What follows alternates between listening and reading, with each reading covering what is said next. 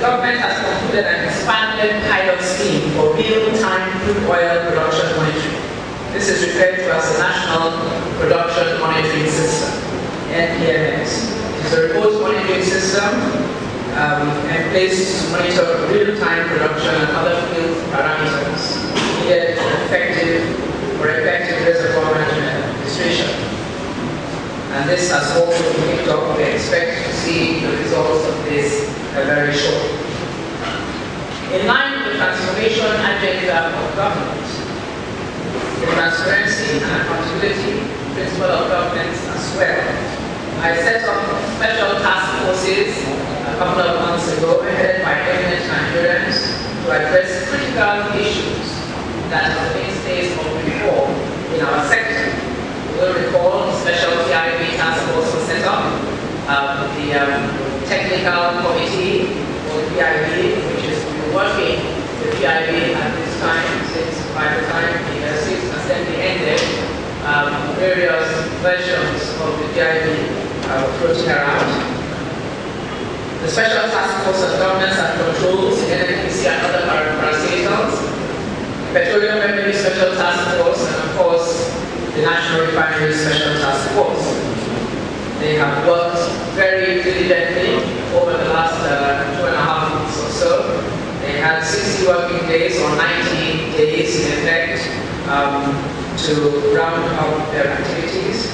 I think the first two are preparing to do just that since they came in at different periods. In terms of downstream monitoring and regulation, we have the Department of Petroleum Resources put in place successfully a trucking policy which consists of a road sensing technology for tracking our road trucks which are hauling petroleum products to their various destinations. Again, we expect that over the next 6 to 9 months, we will therefore be able to utilize this very effectively in very obvious parameters. Environmental restoration of body land, the industry action plan for body land is now in place. It has somewhat rigorous, it has taken us in-depth reckoning and involvement of a number of internal stakeholders. Going forward, major announcements will be made very shortly to include soil remediation, healthcare and provision of amenities, comprehensive medical outreach programs, post-community engagement and identification of emergency action plans regarding sanitation and potable water supply on the water supply projects that we're being taught. A national data repository has been fully established and will continue serving as a center for the repository of all oil and gas industry data and as an electronic platform for statutory monitoring and enforcement processes and administration of the oil and gas industry issues. Let us look now at the upstream oil exploration and production. Under President Dr. we have steadily grown production as I already replied. Since 2005, which was the pre-militancy peak. NNPC acting on behalf of the government pursued a transformational policy in its operations to align with our transformation agenda. In doing that, we have positioned NNPC, the Nigerian Petroleum Development Company, which is an upstream subsidiary of NNPC, as a pivotal company for the operations, engagement in exploration and production activities. And we have targeted that particular company for growth and sustainability in its operations. I think as we came in, it became critical that we began to create a national oil company or corporation for this country, which was severely lacking. All our competitors and peers who came into exploration and production after Nigeria have set up and are running very, very successful national oil companies.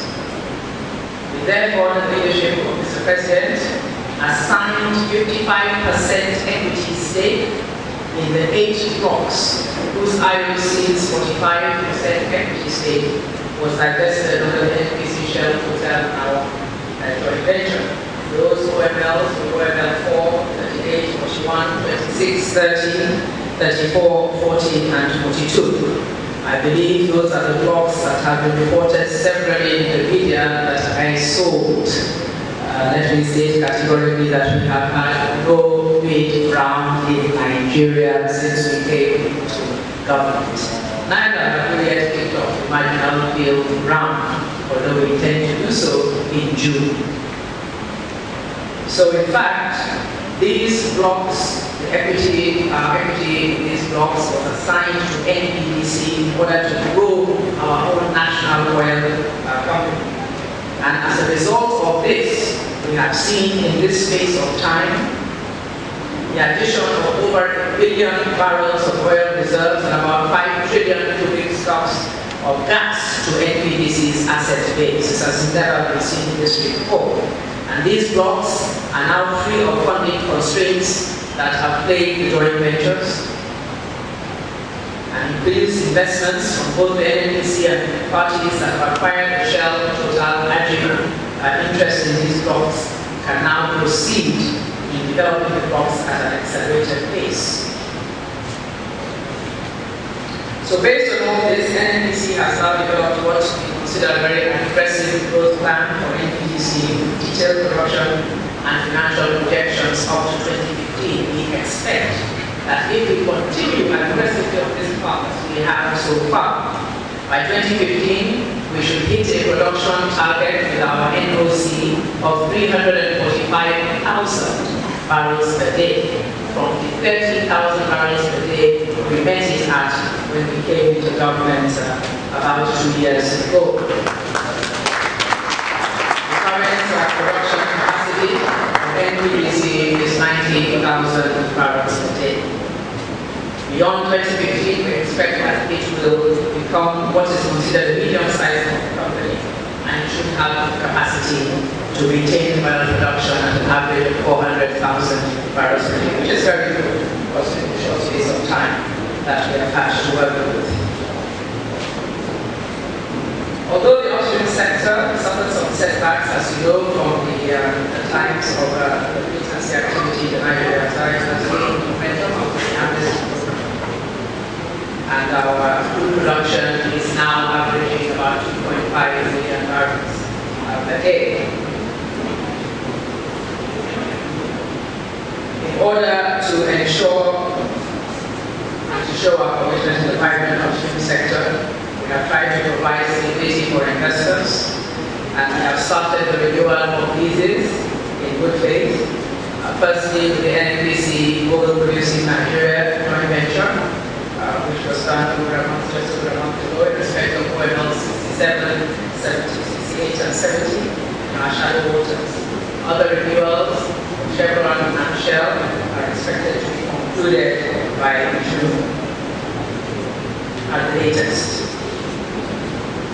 Our domestic refining the country has been extremely topical, and I'm happy to say that we are on target with that.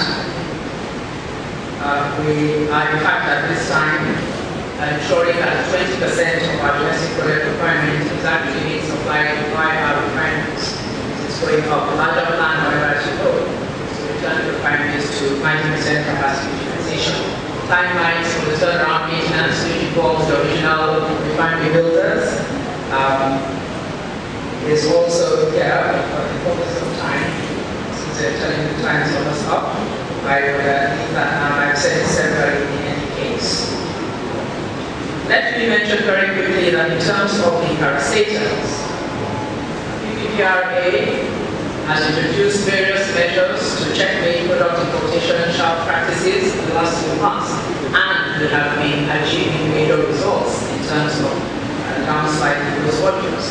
They have established internal stringent controls to ensure transparency, and the conditions for participation now in terms of PMS applications have made them much more stringent to ensure that only companies with the necessary capabilities are being engaged. The Petroleum Equalization Fund is also working hard. It has launched electronic loading systems called Project Aquila. It has implemented the 40% increment in the transportation rate as approved by government, and has facilitated the maintenance of uniform pricing of petroleum products through prompt payment in the oil and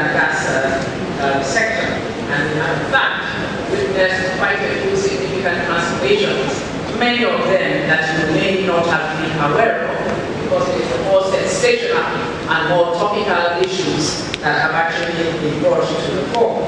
But I do believe that if we continue on this path over the next few years and into the future, we would have created very soundly the strategic framework that will be sure to carry the oil and gas sector of this country with its commensurate responsibilities for the ECOWAS sub-region, and also ensure that we put in place the necessary job creation and employment generation that will engender our teeming masses of unemployed youth for this immediate short-term period, but more importantly for the years to come. I thank you.